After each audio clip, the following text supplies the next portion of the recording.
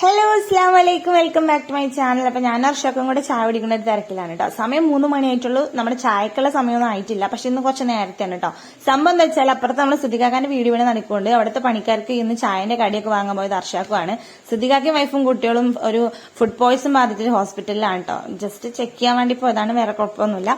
അപ്പം ചായയുടെ കടി നമുക്കും കൂടെ ഉള്ളത് അർഷാക്ക് വാങ്ങിയിട്ടുണ്ടായിരുന്നു. അപ്പൊ നല്ല ചൂടുള്ള നമ്മുടെ മുളക് ബജിയും സമൂസയൊക്കെ ആയിരുന്നു കേട്ടോ. അപ്പൊ നമ്മൾ അതും കൂടെ കൂട്ടി ചായ കുടിക്കുകയാണ്. അർഷാക്ക് ഉച്ചക്ക് ഫുഡ് കഴിക്കാൻ വന്നാൽ പിന്നെ പോകുമ്പോഴേക്കും 3 മണിയാവും.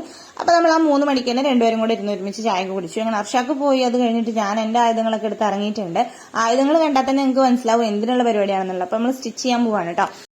കുറച്ചു ദിവസമായിട്ട് ഷർട്ട് സ്റ്റിച്ച് ചെയ്യണതിന്റെ പിന്നാലെയാണ് ഒരു ഭ്രാന്തായിട്ടുണ്ട് കേട്ടോ. ചെറിയൊരു വാശിയാണ് ഇത് പഠിച്ചടങ്ങും എന്നുള്ളത്. എനിക്കങ്ങനെ വാശി കയറിയ പിന്നെ ഞാനത് എത്ര കഷ്ടപ്പെട്ടിട്ടാണെങ്കിലും മാക്സിമം ഞാനത് ട്രൈ ചെയ്ത് നോക്കും കേട്ടോ. ഒരുവിധം കാര്യങ്ങളൊക്കെ സക്സസ് ആയിട്ടുണ്ട്. അപ്പൊ നമ്മുടെ എന്താ പറയാ ഷർട്ട് ഇപ്പൊ ഞാനൊരു 4ാമത്തെയാണ് കേട്ടോ ഈ സ്റ്റിച്ച് ചെയ്തോണ്ടിരിക്കുന്നത്. അപ്പം ഓരോന്ന് സ്റ്റിച്ച് ചെയ്യുന്നതോറും എനിക്ക് ഈസി ആയിട്ട് വരുന്നുണ്ട്. അപ്പൊ ഒരു എന്താ പറയാ ആവേശം നമുക്ക് സ്റ്റിച്ച് ചെയ്യാൻ വേണ്ടിയിട്ട്. പക്ഷെ നമുക്ക് എന്താ പ്രശ്നം എന്ന് വെച്ചാൽ മെറ്റീരിയൽ വേണം കേട്ടോ ഷർട്ട് സ്റ്റിച്ച് ചെയ്ത് പഠിക്കാൻ വേണ്ടിയിട്ട്. അപ്പം എന്താ പറയാ ഇത് വന്നിട്ട് നമ്മുടെ കവിതയിലുള്ള സെയിൽസ്മാനൊക്കെ ഇടുന്ന ഒരു യൂണിഫോം ഇല്ലേ, അതാണ് കേട്ടോ. അപ്പൊ ഷാക്കിർ അവിടെ വർക്ക് ചെയ്ത സമയത്ത് ഓനിക്ക് യൂണിഫോം അടിക്കാൻ വേണ്ടി ഒരു കൊടുത്താണ്. പിന്നെ കവിതയിൽ നിന്ന് ഇറങ്ങിയപ്പോ പിന്നെ അത് വേസ്റ്റ് ആയിട്ട് ഇങ്ങനെ ഇരിക്കായിരുന്നു. അപ്പൊ ഞാൻ ലിയമോൾക്ക് എന്തെങ്കിലും ഷിമ്മീസും കാര്യങ്ങളും എന്തെങ്കിലും സ്റ്റിച്ച് ചെയ്യാന്ന് കരുതി ഇങ്ങനെ വെച്ചായിരുന്നു കേട്ടോ. പിന്നെയാണ് ഈ ഷർട്ടിന്റെ ഭ്രാന്ത് കയറിയത്. അപ്പൊ പിന്നെ എന്നാ ഷർട്ട് ആയിക്കോട്ടെ എന്ന് കരുതി അതിനുള്ള ക്ലോത്ത് ഉണ്ടേനും. അപ്പൊ എന്നാ വിചാരിച്ചിരുന്ന ഷർട്ട് സ്റ്റിച്ച് ചെയ്യാന്ന് കേട്ടോ. അപ്പം ജയാനുള്ളതാണ് നമ്മളിപ്പം സ്റ്റിച്ച് ചെയ്തോണ്ടിരിക്കുന്നത്. ഇനിയിപ്പോ ഇസുവിന് ഞാൻ പീസ് ഓൾറെഡി വേറെ എടുത്ത് വെച്ചിട്ടുണ്ട് കേട്ടോ. അപ്പൊ അതും കൂടെ സ്റ്റിച്ച് ചെയ്യണം.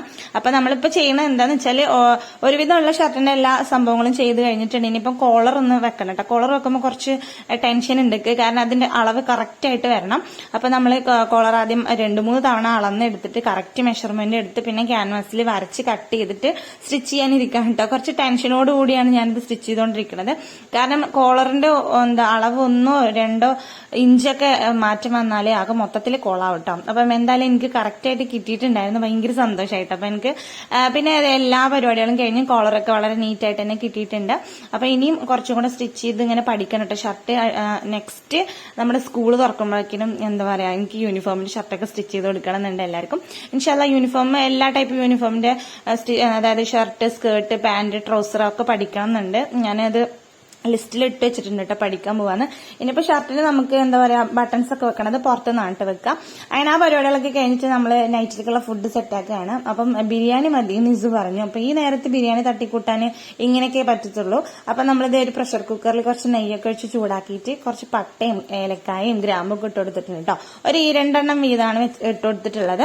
അതിന്റെ നന്നായിട്ടൊന്ന് കരിയാണ്ട് ഒന്ന് വഴറ്റിയെടുക്കുക. അതിലേക്ക് നമ്മൾ കട്ട് ചെയ്തിട്ടുള്ള വെല്ലുള്ളിയും പിന്നെ 2-3 പച്ചമുളകും ചേർത്ത് കൊടുക്കുക. പിന്നെ കുറച്ച് കറിവേപ്പില ഇട്ട് കൊടുക്കുക കേട്ടോ. പച്ചമുളക് ഞാൻ കട്ട് ചെയ്യാതെ തന്നെ ഇട്ടിട്ടുള്ളത്, വേണമെങ്കിൽ കട്ട് ചെയ്താലും ചേർത്ത് കൊടുക്കാം. കട്ട് ചെയ്തിട്ട് കഴിയുമ്പോഴത്തേക്കും കുറച്ച് എരിവ് അധികമായിട്ട് തോന്നും. പിന്നെ നമ്മൾ കുറച്ച് ഇഞ്ചി വെളുത്തുള്ളി പേസ്റ്റും കൂടെ ചതച്ച് ചേർത്ത് കൊടുത്തിട്ട് നന്നായിട്ടൊന്ന് വഴറ്റിയെടുക്കുക. പിന്നെ കുറച്ച് തക്കാളിയും കൂടെ ചേർത്ത് കൊടുക്കുക കേട്ടോ. ഒരുപാടൊന്നും വേണ്ട ഉള്ളിയും തക്കാളി. നമ്മൾ റൈസാണ് ഉണ്ടാക്കാൻ പോണത്. അപ്പം റൈസിനുള്ളത് മാത്രം മതി. പിന്നെ ഇത് ആവശ്യത്തിനുള്ള പൊടികൾ ഞാനിതിൽ ബിരിയാണി മസാലയും മല്ലിപ്പൊടിയും മഞ്ഞൾപ്പൊടിയും മുളക് പൊടിയും ഗരം മസാലയൊക്കെ ചേർത്ത് കൊടുത്തിട്ടുണ്ട്. ഇനി എല്ലാം കൂടെ നന്നായിട്ട് നമ്മുടെ മസാലയുടെ പച്ചമണം മാറുന്നവരെ ഒന്ന് വഴറ്റി കൊടുക്കുക.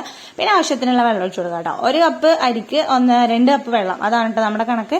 അങ്ങനെ വെള്ളമൊക്കെ ഒഴിച്ചു കൊടുത്തിട്ടുണ്ട്. കുറച്ച് മല്ലിയില കട്ട് ചെയ്ത് ചേർത്ത് കൊടുത്തു. പിന്നെ ഞാൻ സ്കൂളിലേക്ക് കൊണ്ടുപോകാൻ വേണ്ടി മസാല ആക്കി വെച്ച കുറച്ച് സോയാബീൻ ഉണ്ടായിരുന്നു, അന്ന് കുറച്ച് ഇട്ട് കൊടുത്തിട്ടുണ്ട് കേട്ടോ. പിന്നെ ആവശ്യത്തിന് ഉപ്പ് നമ്മൾ നേരത്തെ ഇട്ടിട്ടുണ്ടായിരുന്നു, കുറച്ച് കുറവുണ്ടായതുകൊണ്ട് കുറച്ചും കൂടി ചേർത്ത് കൊടുത്തിട്ടുണ്ട്. പിന്നെ കഴുകി നമ്മൾ ഊറ്റി വെച്ചിട്ടുള്ള പച്ചരിയാണ് എടുത്തിട്ടുള്ളത്. അത് നന്നായിട്ട് കഴുകി ഇട്ട് കൊടുക്കുക കേട്ടോ. പച്ചരിക്ക് പകരം നമുക്ക് എന്താ പറയാ നമ്മുടെ റേഷനരിയോ അല്ലെങ്കിൽ ബസ്മതി റൈസോ ജീരകശാല റൈസോ എന്ത് റൈസോ ആണെങ്കിലും ഇട്ട് കൊടുക്കാം. ഇനി നമുക്ക് ജസ്റ്റ് ഒരൊറ്റ വിസിൽ മതി, സംഭവം സെറ്റ് ആയിട്ടുണ്ടാവും. അപ്പൊ അതേ കുക്കറിൽ വിസിൽ വരാൻ വേണ്ടി വെയിറ്റ് ചെയ്ത് വെച്ചിരിക്കുകയാണ്. അപ്പൊ നമ്മൾ എടുത്ത സാധനങ്ങളൊക്കെ എടുത്തു വെക്കണം. തിരക്കിലെടുക്കാത്ത സാധനം കണ്ടുപെട്ടു കേട്ടോ. അപ്പം ഇവിടെ ഇങ്ങനെ അണ്ടിപ്പരിപ്പ് ഇങ്ങനെ നമ്മളിങ്ങനെ കുറുമക്കറിയൊക്കെ ഉണ്ടാക്കാൻ വേണ്ടിയിട്ട് എപ്പോഴും കൊടുന്നേക്കാറുണ്ട്. അപ്പൊ ഇടയ്ക്കിടയ്ക്ക് അതെടുത്ത് ഇങ്ങനെ കഴിക്കുന്നു കേട്ടോ. അപ്പൊ ഈ അണ്ടിപ്പരിപ്പ് കഴിച്ചിട്ട് എന്തെങ്കിലും വരുമെന്ന് എനിക്കറിയില്ല. എന്തായാലും ഈടായിട്ട് നല്ല തീറ്റയാണ്. പിന്നെ അതുമല്ല എനിക്കിങ്ങനെ ഇടയ്ക്കിടയ്ക്ക് ഇങ്ങനെ എന്തെങ്കിലുമൊക്കെ കഴിച്ചുകൊണ്ടിരിക്കണം. എന്നെ പോലെ ആരെങ്കിലും ഉണ്ട് എന്തെങ്കിലും പണിയെടുക്കുകയാണെങ്കിൽ എന്തെങ്കിലും ഇങ്ങനെ കഴിച്ചുകൊണ്ടേ ഇരിക്കണം. അങ്ങനെ നമ്മുടെ കുക്കർ വിസിൽ വന്നിട്ടുണ്ട്. അപ്പൊ അത് തുറക്കാൻ കുറച്ചുകൂടെ ടൈം എടുക്കണം. അപ്പം അവിടെ റെസ്റ്റ് ചെയ്യാൻ വേണ്ടി വെച്ചിരിക്കുകയാണ്. അങ്ങനെ നമ്മൾ ടേബിളൊന്ന് സെറ്റ് ചെയ്യാൻ വേണ്ടി വന്നിരിക്കാം കേട്ടോ. എഴുത്തും കുത്തും വായനയൊക്കെ കഴിഞ്ഞിട്ട് ആള് നീറ്റ് പോയിട്ടുണ്ട്. ഇനി ഇതൊക്കെ എടുത്തേക്കേണ്ടത് നമ്മുടെ ഡ്യൂട്ടിയാണ്. അപ്പോഴാണ് ബാഗിൽ നമ്മൾ മദ്രസിന് രാവിലെ കിട്ടിയ ചീരിനി കണ്ടുപെടുന്നത് കേട്ടോ. ആളത് മറന്നിക്കുക തോന്നുന്നുണ്ട്, ഓർമ്മയില്ല. എന്തായാലും ഓർമ്മ ഉണ്ടായിരുന്നെങ്കിൽ ഇതിങ്ങനെ കാണാൻ കിട്ടില്ല കേട്ടോ. എടുത്ത് കഴിച്ചിട്ട് ഞാനന്ന് 2 അലുവയൊക്കെ എടുത്ത് കഴിച്ചു. നല്ല ടേസ്റ്റ് ഉണ്ടായിരുന്നു. അലുവയൊന്നും പണ്ട് ഇഷ്ടമുണ്ടായിരുന്നില്ല കേട്ടോ. അപ്പൊ അലുവയൊക്കെ ഭയങ്കര ഇഷ്ടമാണ്. നമ്മൾ പൂരൊക്കെ വന്നാൽ ഞാൻ കറുത്തലുവൊക്കെ തേടി പിടിച്ച് വാങ്ങി കഴിക്കാറുണ്ട് കേട്ടോ. കറുത്തലുവ ഭയങ്കര ടേസ്റ്റാണ്. അങ്ങനെ നമ്മൾ ടൈം ടേബിളൊക്കെ നോക്കുകയാണ്. മദ്രസിലും സ്കൂളിലും ടൈം ടേബിളും ഹോംവർക്കും ഒക്കെ വലിച്ചു വാരിയുടെ ഞാൻ മുന്നിലുണ്ടാവും കേട്ടോ. പക്ഷെ ഒന്നും എടുത്തു വെക്കാൻ ഓനെ കിട്ടൂല. ഓന് ഉമ്മച്ചി എടുത്തേക്കെന്ന് പറഞ്ഞിട്ട് പോകും. അതൊക്കെ എന്റെ ഡ്യൂട്ടിയാണ്. പിന്നെ നമ്മുടെ ആവശ്യമാണല്ലോ അപ്പൊ പഠിക്കുക എന്നുള്ളത്, അതാണ് പോന്റെ ഒരു മൈൻഡിലുള്ളത്. അങ്ങനെ നമ്മളെല്ലാം കൂടെ പെറുക്കി സെറ്റാക്കി വെക്കുകയാണ്. അല്ലെങ്കിൽ പിന്നെ രാവിലെ ഇതൊക്കെ എടുത്തു വെക്കാൻ കുറെ സമയം വേസ്റ്റ് ആവും കേട്ടോ.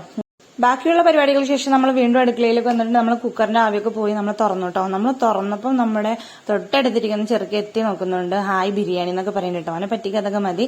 അപ്പൊ കിച്ചൺ ഇല്ലേന്നൊക്കെ ചോദിക്കണ്ടായിരുന്നു. ചിക്കനാണ് ഉദ്ദേശിച്ചത്. അപ്പൊ ഞാൻ ചിക്കനൊന്നുമില്ല, ബിരിയാണി മാത്രമേ ഉള്ളൂ എന്നൊക്കെ പറഞ്ഞു കേട്ടോ. അപ്പൊ നമ്മൾ ഇതേ നന്നായിട്ട് മിക്സ് ചെയ്ത് വെച്ചിട്ടുണ്ടെങ്കിൽ ചൂടാറിയിട്ട് നമുക്ക് കഴിക്കാം. ചൂടാറാതെ കഴിക്കുമ്പോൾ എനിക്ക് ആ സോയാബീന്റെ ഒരു സ്മെല്ല് വരും കേട്ടോ. എനിക്ക് ഇഷ്ടമല്ല. അപ്പൊ ചൂടാറി കഴിഞ്ഞാൽ ആ ഒരു സ്മെല്ലിനൊരു കുറവുണ്ടാവും. അപ്പൊ നമ്മള് ചോറിന്റെ കൂടെ കഴിക്കാൻ വേണ്ടിയിട്ട് ഓംലേറ്റ് ഉണ്ടാക്കി എടുത്തിട്ടുണ്ട് കേട്ടോ. അപ്പൊ അതേ ചട്ടി ചൂടാവാതെ ഒഴിച്ചതുകൊണ്ട് പൊട്ടലും ചിറ്റലൊന്നും ഉണ്ടായില്ല. അങ്ങനെ നമ്മളത് ഒന്ന് പൊട്ടാതെ മറിച്ചിടാനുള്ള പരിപാടിയാണ്. അപ്പൊ ഞാൻ മാക്സിമം എന്റെ എന്താ പറയാ കഴിവിന്റെ പരമാവധി ഞാൻ നോക്കിയിട്ടുണ്ടായിരുന്നു കേട്ടോ, ഇതൊന്ന് പൊട്ടാതെ മറിച്ചിടാൻ വേണ്ടിട്ട്. പക്ഷെ ഞാൻ എങ്ങനെ നോക്കിയിട്ട് ലാസ്റ്റ് ഇത് പൊട്ടിട്ടോ. പൊട്ടി കഴിഞ്ഞപ്പോൾ എനിക്ക് സത്യം പറഞ്ഞാൽ ഈറാന്നു. പിന്നെ ഇപ്പൊ ഏതായാലും പൊട്ടിയില്ല, ഇനിയിപ്പോ പറഞ്ഞിട്ട് കാര്യമില്ല. ആ ഒരു പൊരിച്ചിലാണ് മാറി കിട്ടി. എന്നിട്ട് നമ്മൾ ഏതായാലും ഇത് പൊട്ടിക്കാനുള്ളതാണ്. ഞങ്ങൾ 3 പേരും കൂടെ കഴിക്കാണ്ട്. അപ്പം എന്തായാലും 4 പീസ് ആക്കണം, 4-3 പീസ് ആക്കണം. പിന്നെ പക്ഷെ ഈ മറിച്ചിടുമ്പോൾ പൊട്ടുമ്പോൾ ഭയങ്കര പ്രശ്നമാണ്. വെറുതെ അല്ലതും പൊട്ടിയത് ഈ ചെറുക്കം നോക്കിയിരിക്കൊണ്ടാണ് കേട്ടോ. എനിക്ക് ഓന്റെ നോട്ടം കണ്ടപ്പോൾ മനസ്സിലായി. എന്തായാലും നമ്മൾ പൊട്ടിയ മുട്ടയൊക്കെ പൊട്ടിച്ചിട്ട് പാത്രത്തിൽ സെറ്റാക്കിയിട്ടുണ്ട്. നമ്മുടെ ബിരിയാണി റൈസ് വിത്ത് അച്ചാറ് വിത്ത് കോഴിമുട്ട. അപ്പൊ ചെക്കന് നല്ല ഇഷ്ടമായിട്ടുണ്ട് കേട്ടോ. ഓന്റെ സന്തോഷമാണ് നമ്മുടെ സന്തോഷം. അങ്ങനെ ഞങ്ങൾ 3 പേരും കൂടി ഇരുന്ന് ഫുഡ് കഴിക്കുകയാണ്. അപ്പൊ നമ്മുടെ ഇന്നത്തെ വ്ളോഗ് ഇത്രയേ ഉള്ളൂ. ഇഷ്ടപ്പെട്ടാൽ ലൈക്ക് ചെയ്യാനും ഷെയർ ചെയ്യാനും ചാനൽ സബ്സ്ക്രൈബ് ചെയ്യാൻ മറക്കരുത്. കമന്റ് ഇടാനും മറക്കരുത് കേട്ടോ. അപ്പൊ നമ്മൾ വേറൊരു വീഡിയോ ആയിട്ട് വരും. അപ്പൊ അതുവരെ എല്ലാവർക്കും ടാറ്റാ.